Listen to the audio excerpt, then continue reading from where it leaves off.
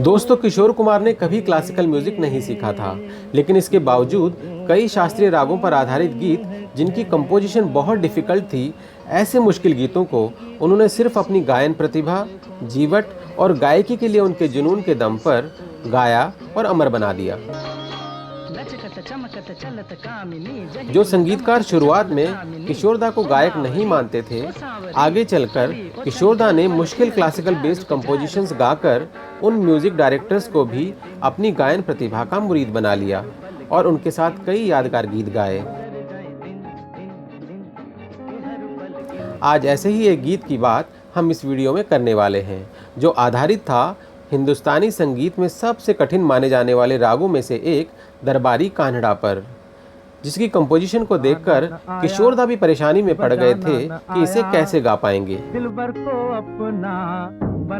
तो ये गीत कौन सा था और इस गाने में किशोरदा को क्या मुश्किलात पेश आई, जानेंगे इस वीडियो में।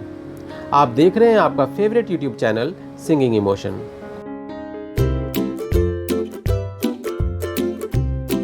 फ्रेंड्स, जैसा कि हमने बताया, जिस मुश्किल गीत को किशोरदा ने गाया वो सबसे कठिन रागों में से एक राग दरबारी कान्हड़ा पर बेस्ड था। डिफ़िकल्ट माइक्रोटोन्स और हैवी ऑर्नामेंटेशन के इस्तेमाल के कारण दरबारी को हिंदुस्तानी संगीत में सबसे कठिन रागों में से एक माना जाता है। यदि मालकोस गहरा राग है तो दरबारी आलीशान राग है। भव्य, राजसी और रॉयल इस राग को देर शाम के समय और कभी कभी देर रात में भारी बेस वॉइस में गाया जाता है। साल 1982 में आई फिल्म नमक हलाल में किशोरदा का गाया गीत पग घुंघरू बांध मीरा नाची थी राग दरबारी जैसे मुश्किल राग पर ही आधारित था।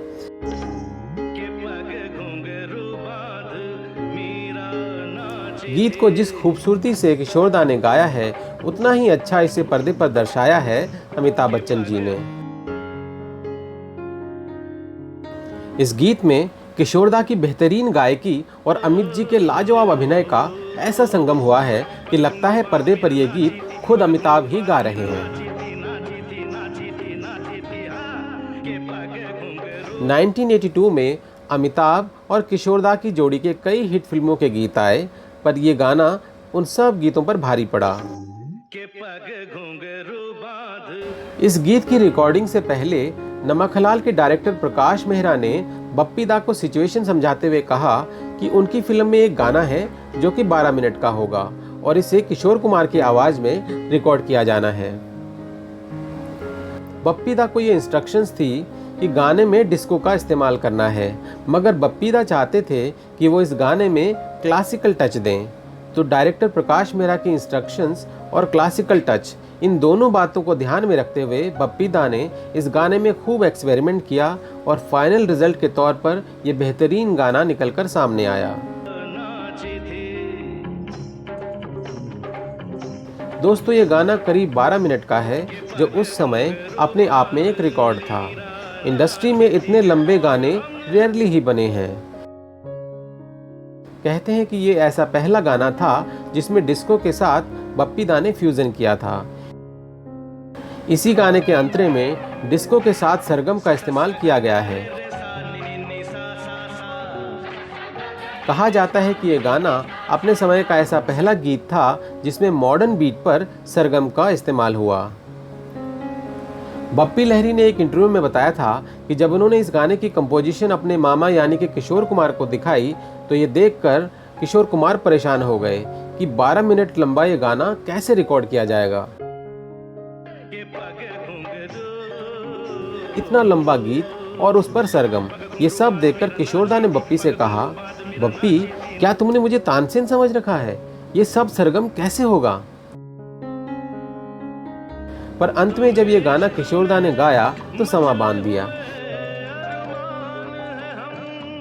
इस गीत में किशोरदा ने अपनी गायन प्रतिभा के सारे रंग उड़ेल दिए हैं, जैसे आलाप और सरगम, गीत के उतार चढ़ाव में नोट्स का ट्रांजिशन और बीच बीच में आने वाले डायलॉग्स, कोट्स और कॉमेडी।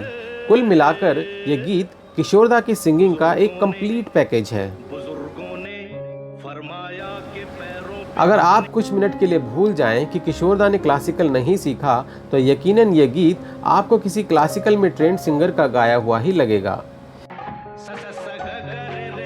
इस गीत को बप्पीदा द्वारा किए गए सरगम और डिस्को के लाजवाब फ्यूजन और किशोर दा की बेमिसाल गायकी ने एक ऑल टाइम ग्रेट क्लासिक बना दिया है। ये कहना गलत नहीं होगा कि किशोर कुमार से ये करिश्माई गीत कोई गवा सकता था तो वो सिर्फ बप्पीदा ही थे। उनके गानों में इतनी एनर्जी होती थी कि सुनने वाले के पैर अपने आप ही थिरकने लग जाया करते थे। इस गीत की रिकॉर्डिंग पर बात करते हुए बप्पीदा ने बताया था कि उस वक्त किशोरदा के साथ अमिताभ बच्चन भी रिकॉर्डिंग में आते थे। महबूब स्टूडियो में यह गाना रिकॉर्ड हुआ था। 12 मिनट में कई वेरिएशंस में इसे गाया जाना था। इसकी रिकॉर्डिंग पूरे 4 दिनों तक चली। उस वक्त एक ही माइक से सारे सिंगर गाते थे, एक के बाद एक हटते जाते थे और लाइव रिकॉर्डिंग भी होती थी। सब कुछ वहीं पर होता था। दोस्तों, किशोर दा और बप्पीदा भले ही ये हुनरमंद कलाकार आज हमारे बीच नहीं हैं, मगर अपने बनाए कालजयी गीतों के माध्यम से ये आज भी हमारे दिलों में जिंदा हैं और रहेंगे। तो किशोर दा और बप्पीदा की जोड़ी का कौन सा गीत आपको पसंद है, हमें कमेंट करके ज़रूर बताइएगा। और अगर आपको हमारा आज का वीडियो पसंद आया हो तो इसे लाइक, शेयर और कमेंट कीजिएगा। और ऐसे और वीडियोस के लिए हमारे चैनल सिंगिंग इमोशन को सब्सक्राइब कर लीजिए। जल्दी ही मिलते हैं एक और नए वीडियो के साथ। तब तक अपना बहुत बहुत ख्याल रखिएगा। Thank you for watching.